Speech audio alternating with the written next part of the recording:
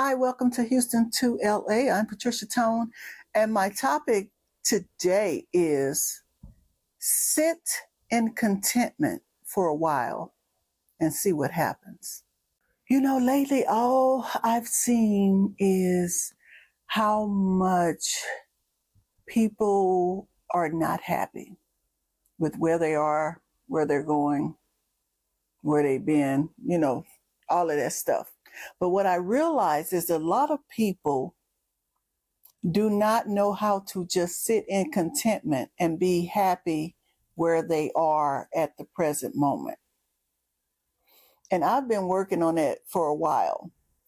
I have been working on it for years now because what I learned or figured out is that I'm always reaching for something else, something better. And we should. Everybody should want to upgrade themselves. Everybody should want to strive for better things. But what I've understood about this whole matter is while you're continuing to strive for bigger, better things, you haven't sat down and appreciated where you are. You haven't been content for what you have. We haven't been content in making it thus far. And that's what led me to start going to the beach more here in Los Angeles. I have so many conversations with people who live in LA and we don't even go to the beach. We have 5, 6 beaches around here and we rarely go to the beach. And so what I've been extremely happy about in my last 11 years, I've been in the same place and I am close to the beaches. Okay. And so I remember when I was ride sharing and I was talking to my niece on the phone and she said, "What you do today, Auntie?" I said, "Just working." "You didn't go to the beach?" I said, "Nah, I rarely go to the beach." "How you don't go to the beach, Auntie? You live by the beach. You in a city surrounded by beaches." And I was like, I know this little girl ain't trying to tell me how to live my life. And let me tell you, I swear, I was driving down the street right next to Dockweiler Beach. And I said, I'm going to show her. She not going to tell me how to have fun in my doggone life. Okay? Baby, I pulled that car over and walked my butt down there in that sand and put my feet in that water and took a video and sent it to her while I was still standing in the water. And I said, "You got my video?" I said, "Guess where your auntie is right now?" "At the beach." I said, "Don't be trying me. Don't try to tell me how to have fun in my life." And baby, I rolled them doggone pants leg up and I was standing in that water. I said, this little scoundrel and just showed me what I'm missing in my life. Some fun. And baby, I'll be at that beach now more than I care to share. I started going over there, eating my hamburger by the beach. Even if I didn't put my water in it, I was still sitting over there. And honey, it's amazing how I said, I've been in this city so many years and just did not do the basic thing that Los Angeles is known for. And that's going to the beach. And I have so much fun now. Baby, I make it a mission. Anytime I'm feeling down, I go drive down there to Dockweiler. Sometimes I go to Playa Del Rey and I just walk around or sit there and feel the contentment of happiness at that moment. And now I take my cameras a lot of times too, because I'm like, why am I sitting in this house looking at these 4 dual walls right now? And trying to let depression creep in on me, I get this doggone camera off this tripod and take my butt out there and start shooting pictures and videos and have the most fun. I'm telling y'all, the most fun soaking in the sun. And I don't even care that it's the same spot or same area. It's so much fun. Well, that's back then when I started saying I was going to start sitting more in contentment. It's so many things around us that we don't even do or don't even recognize or don't pay attention to because we always have our eyes somewhere else. We always have our eyes somewhere else. And so right now I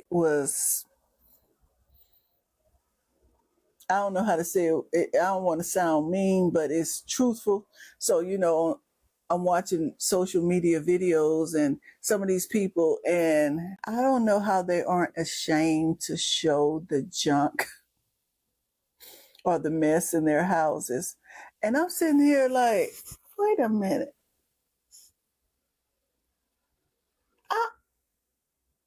I went through homelessness, more than one time, and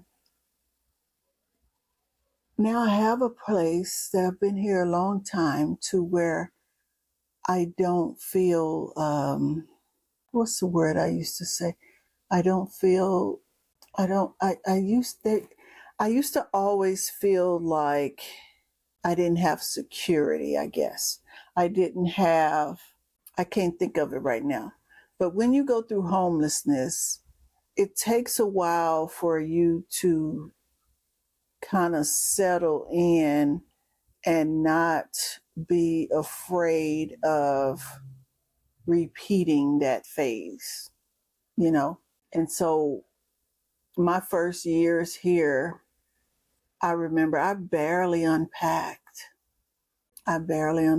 Because of what I go through with jobs and people on jobs and losing jobs and, all of that stuff. And I got here in 13. I started doing ride sharing at the end of 13. But I did it part-time at the end of 13. That's when it was kind of first kicking off. But in 2014 was when I went full-time because I had lost my job as an admin. And again, this girl, she blatantly lied in my face. It was so unbelievable. And it was because I had gotten a new car. And so she said that I was on the computer and not doing my work. And there are cameras in the room. And I'm like, how can you sit there and just lie like that? But anyway, fast forward. They said because I was talking too loud. Forget the fact she lied on me. Now I was talking too loud. And they let me go. I remember not even caring. I had already started ride sharing, had a brand new car, and I just went full time. And I remember making so much money, much more money, that I was laughing and just so happy that I wasn't afraid to move to the next level. And so that's when I started finally feeling more comfortable in my apartment because I knew I'd have the rent. And I knew as long as ride sharing was around that I'd be okay and I wouldn't have to cry or worry about the 9 to 5s anymore. And that's when I really started enjoying my life. I was driving around, going to the beaches, visiting places, going more to the movies, doing things like that. I was finally content. I said to myself, if this is what God has for me, I'm going to enjoy this right here, right? And baby, I was doing projects. I was just living the life, living my life, making the money I needed to make to pay my rent, go to the movies, do my projects, just everything, everything for the next 4 to 5 years. Back to recently, I'm embarrassed. I have collected so much stuff that I don't need, and I have a small apartment. And so when I was looking at these other people's videos and them going through the house, especially ones with the kids, and I understand, messy, but I'm talking about trifling, nasty mess, right? And so it just made me, I remember I sat here and I'm like, I need to clean up my apartment. I don't never want to look like that. Now, granted, I look like that, but there are things in here I don't need, that I need to purge. I have stuff that I've bought for production, right, that has kind of overtaken my space.